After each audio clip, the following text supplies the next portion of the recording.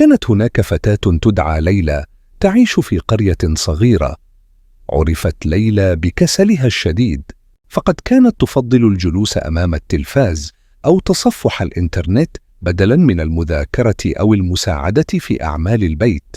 كانت والدتها السيدة فاطمة تعاني كثيراً من عبء الأعمال المنزلية بمفردها، بينما كانت ليلى تتجاهل كل شيء. ليلى، هل يمكنك مساعدتي في غسل الصحون؟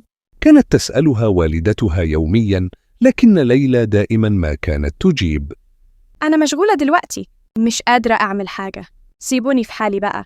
في أحد الأيام جاء معلمها أحمد إلى المنزل ليخبر والدتها عن نتائج امتحان ليلى. كانت النتائج كارثية، حيث حصلت على درجات ضعيفة جدا.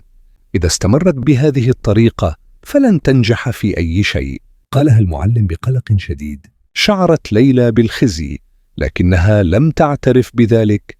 لم يكن لديها دافع للتغيير، حتى جاء يوم مشؤوم. في صباح يوم مشمس وجدت ليلى نفسها تتجول في القرية وحيدة. بينما كانت تسير، شاهدت مجموعة من الأطفال يلعبون لعبة تعليمية. كانوا يتنافسون في حل الألغاز والرياضيات. تأملت ليلى فيهم وشعرت بشيء غريب يوقظ فيها الرغبة في التعلم والنجاح. عادت إلى المنزل، ومنذ ذلك اليوم بدأت تشعر بالفضول حول الدراسة. قررت أن تبدأ بمذاكرة دروسها. كانت تشعر بالتعب في البداية، لكنها لم تستسلم. لاحظت والدتها التغير في سلوك ابنتها. بدأت ليلى تقضي ساعات في الدراسة وتساعد والدتها في بعض الأعمال المنزلية. ليلى، أنا فخورة بك. كانت والدتها تقول ذلك لها باستمرار، وكانت سعيدة نتيجة لتغير ليلى. مع مرور الوقت بدأت درجات ليلى تتحسن، أصبحت أكثر اجتهاداً، وكانت تساعد والدتها في غسل الصحون وترتيب المنزل. شعرت بالسعادة لأنها لم تعد عبئاً. مع اقتراب موعد الامتحانات النهائية، كانت ليلى قد بذلت جهداً كبيراً.